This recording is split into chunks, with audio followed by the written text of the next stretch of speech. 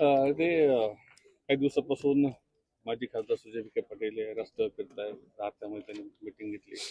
पुढं राहुरीमध्ये फिरताय. त्यांचं म्हणणं असं आहे की तुम्ही निष्क्रिय आहात म्हणून तो रोड होत नाही, असं आरोप आहे तुमचा. शेवट राजकारणामध्ये काही लोक काम करतात आणि एक वर्ग असा असतो तो स्टंट करणारा वर्ग असतो. जर आज बऱ्याच मीडियाद्वारे सांगितलं जातं की जे हल्लीचे जे खासदार आहे ते काम करत नाही आणि आम्ही खासदार नसताना काम करतो. पहिली गोष्ट, यांना 2024चा पराभव आज पण मान्य झालेला नाही. जर तुम्ही नगर मनमाड रस्त्याची जातायात तिथं व्हिजिट करायची, पाहणी करायची, पत्रकार बोलवायचे, अधिकाऱ्यांना दबाव टाकून बोलवायचं, तो रस्ता तुम्ही 6-5 वर्षे खासदार होते, 5 वर्षात तुम्हाला दगड टाकता आला का? निलेश लंकेचं स्टेटमेंट आहे एका प्रेस समोर, हा रस्ता माझ्याच काळात चालू झाला आणि माझ्याच काळात हा रस्त्याची त्या ठिकाणी पूर्णत्व जाणार आहे.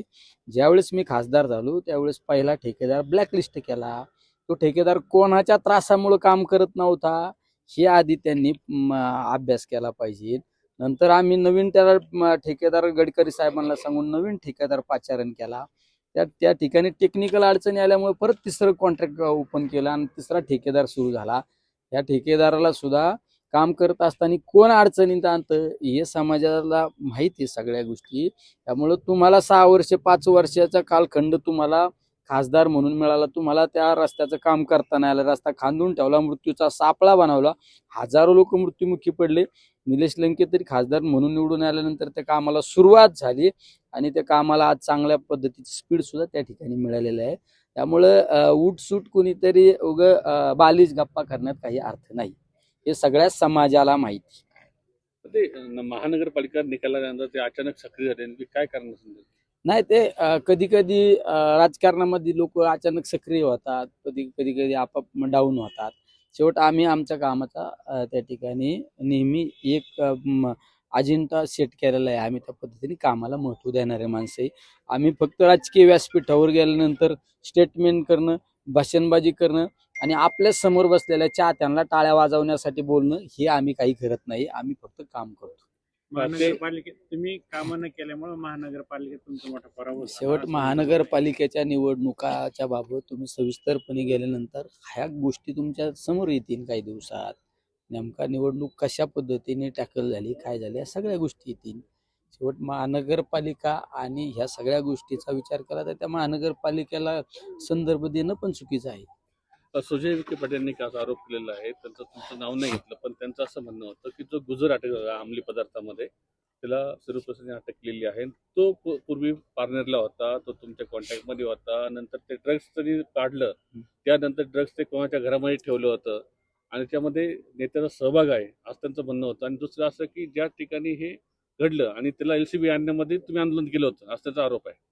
शेवट काही राजकीय नेते मंडळींना निलेश लंके यांचं नाव घेतल्याशिवाय त्यांचा दिवसच जात नाही. या जिल्ह्यात पारनेरला बदनाम करण्यापेक्षा, पारनेरचं कुठलं कनेक्शन जोडण्यापेक्षा शिर्डीमध्ये काय चालू हे पाहिलं पाहिजे. तुमचं तर इतकं म्हणजे केविलवाने स्टेटमेंट होतं एक दिवस की शिर्डीतलं बाबांनी चालू केलेलं अन्नछत्र, त्या अन्नछत्रामुळे गुन्हेगारी वाढती, हे स्टेटमेंट तुमच्या तोंडून येतं. त्या ठिकाणी एका सचिन गिधे नावाचा शेतकऱ्याचा मुलगा व्यवसाय करण्यासाठी शिर्डीत आला. त्या मुलाला जाळून मारलं, त्याची डेड बॉडी सुद्धा मिळाली नाही. त्याबाबत आष्टीचे आमदार दसाहेबांनी सुद्धा स्टेटमेंट केलं. ते मारणारे आरोपी कोण? आरोपी तिथं पोकळे नावाचा, दीपक पोकळे नावाचा ग्रस्त त्यामध्ये आरोपी सिद्ध झाला. त्याच्यावर 18 केसेस गुन्हे त्याचे डिटेक्ट झाले. 18 गुन्हे, 307 सारखे, 302 सारखे. त्याच्या कार्यालयाच्या उद्घाटनाला कोण, हे तुम्ही पाहिलं का? तुमच्या ज्यावेळेस तुमचा नागरी सत्कार शिर्डीमध्ये झाला, तुमच्या हारामध्ये कोण, हे तुम्ही आधी पाहिलं पाहिजे. ह्या सगळ्या गोष्टी केल्या पाहिजेत. ग्रोवर सारखा फायनान्स घोटाळा झाला, 1200 कोटी रुपयाचा. साळवे नावाचा जो घोटाळा करणारा ग्रस्त होता, तो कोणाचा कार्यकर्ता होता? ह्या टीमला अटक न करण्यासाठी यांना का सवलत दिली? एका एपीआय कडे तपास का दिला, ह्या सगळ्या गोष्टीवर तुम्ही आधी बोललं पाहिजे. तर तुम्ही पारनेरकरांना निलेश लंकेंवर बोलण्यापेक्षा तुम्ही गुन्हेगारी शिर्डीची गुन्हेगारी थांबवा, ही सगळी महत्वाची ही थांबवली पाहिजे. मग पारनेरकरांना बदनाम करा, निलेश लंकेनला बदनाम करा, ह्या सगळ्या गोष्टी तुम्ही या सगळा वेळ असा चुकीचा घालण्यापेक्षा तुम्ही कामात वेळ द्या. तुम्हाला आज पण तुम्ही जर तुमच्या तोंडून सांगता की मी खासदार नसताना काम करतो, अरे मग 5 वर्ष तुम्ही जो रस्त्याला का केला नाही हे लोकांना दिसत नाही का? कमीत कमी निलेश लंके खासदार झाल्यानंतर काम सुरू झालं, काम शेवट पण होणार आहे. रात्री मी तर भागात गेलो, राहुरीच्या पुढे कामाला बऱ्यापैकी पॅच मारलाय, मागं पण पॅच मारलाय. हे माझ्या काळात काम चालू झालंय, दुनियाला माहितीये. मी खासदार झाल्यानंतर नवीन ठेकेदार आला, हे दुनियाला माहितीये, सगळ्यांना माहिती. तुमच्या काळात काय झालं? तुमच्या काळात तर तुम्ही लय ताकदीचे होते ना, लय कार्यकुशल होते ना, तर करून दाखवायला पाहिजे होता ना. त्यामुळं अशा स्टेटमेंटला काही तुम्ही महत्व देत नका जाऊ. हे उलट मला तर मी तर त्यांना धन्यवाद देतो. खरे माझे प्रचारक कोण असतील ना, तर ते माझे खरे प्रचारक. सिस्पे घोटाळ्याशी तुमचं नाव जोडलं जातं. अरे शिस्पे घोटाळ्याची मी सांगितलं ना, शिस्पे घोटाळ्याच्या बाबत एखाद्या शिस्पे घोटाळ्याची ती एक इन्फिनिटी नावाची बँक होती, त्या बँकेच्या उद्घाटनाला मला बोलवलं, आदरणीय अण्णासाहेब हजारेंना बोलवले, पोपट पवारांना बोलवलं, काय आमदारांना बोलवलं. आम्ही त्या ठिकाणी उद्घाटनाला गेलो, याचा अर्थ आमचा काही दोषी. मी उद्घाटनाला गेलो, श्रीगोंद्याचे आमदार विक्रम पाचपुतेंनी पण श्रीगोंद्यात उद्घाटन केलं. मग ते दोषी का? आम्ही दोषी का? आम्ही कुठल्या एखाद्या माणसाला सांगितलं की तू त्यामध्ये पैसे टाक, त्याचे दाम दुप्पट होणार आहे का आमच्या जवळचे बगलबच्चे आमचे कार्यकर्ते पुढे एजंट आहे का? काही संबंध नाही.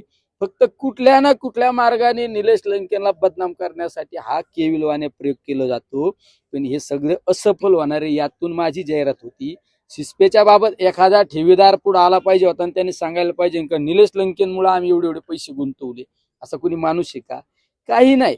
फक्त कोणाला तरी पुढं घालायचं, डिंगी लावून द्यायची, उटी घालायची आणि घे प्रेस आणि मार भूक. अरे काय कुत्ते भुकते यार, हत्ती चालताय.